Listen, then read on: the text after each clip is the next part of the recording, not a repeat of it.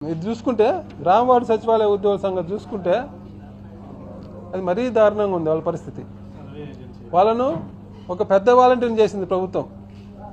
ఉండే వాలంటీర్లు అందరిని తీసేసి వాళ్ళు బీటెక్లు ఎంటెక్లు చదువుకొని పోటీ పరీక్షల్లో వచ్చి మెరిట్ స్టూడెంట్గా వచ్చిన వాళ్ళు ఒక పెద్ద వాలంటీర్లు. గతంలో ముఖ్యమంత్రి గారు ఏం చెప్పేవారు, వాలంటీర్లతో 5,000 ఇచ్చి వాళ్ళని సంచులు మోసే ఉద్యోగం చేయించారనేవాళ్ళు.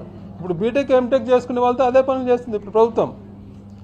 వాలంటీర్ చేసే పని అన్నీ సచివాలయ ఉద్యోగులతో చేయిస్తుంది.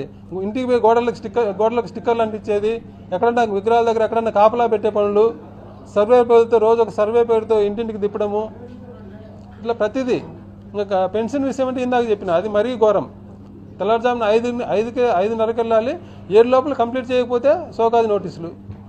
ఒకవేళ ఎవరన్నా ఒక పెన్షనర్ బెనిఫిట్ నాకు ఏదైనా పని ఉందని చెప్పి వాళ్ళ ఇంటి దగ్గర కాకుండా ఉద్యోగి దగ్గరికి వచ్చి నేను వెళ్ళిపోతున్నా నాకు తొందరగా ఇవ్వండి అని పొరపాటున తీసుకుంటే ఇంటి దగ్గర ఇవ్వకుండా ఎందుకు ఇచ్చినామని దానికి ఒక సోకాది నోటీసు. 100 మంది సచివాలయ ఉద్యోగులకు సోకాది నోటీసులు ఇచ్చింది ప్రభుత్వం. ఇంకా అన్నిటికంటే ఘోరమైన విషయం ఏంటంటే మహిళా ఉద్యోగులు ఇచ్చింది ప్రభుత్వం.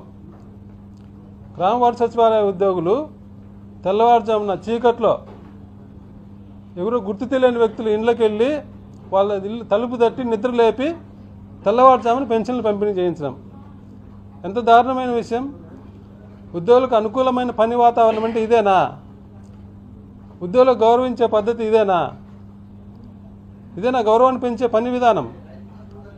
ఆ ఉద్యోగి ఆ ఊర్లో కాకుండా వేరే ఊర్లో ఉంటే ఎన్ని గంటలకు లేచి పనికి రావాలా? ఆ మహిళా ఉద్యోగి వేరే ఊర్లో ఉంటే ఆమె 5 గంటలకు పెన్షన్ పంపిణీ చేయాలంటే ఆ ఊర్లో ఎన్ని గంటలకు చీకట్లో ఎన్ని గంటలకు లేచి పని రావాలా? ఆ టైంలో జర్నీ చేయడం ఎంత ప్రమాదకరం మహిళా ఉద్యోగులకు. 5 గంటలకు ఇచ్చే పెన్షన్ 8 గంటలకు ఇచ్చే వచ్చి నష్టమే ఉంటుంది.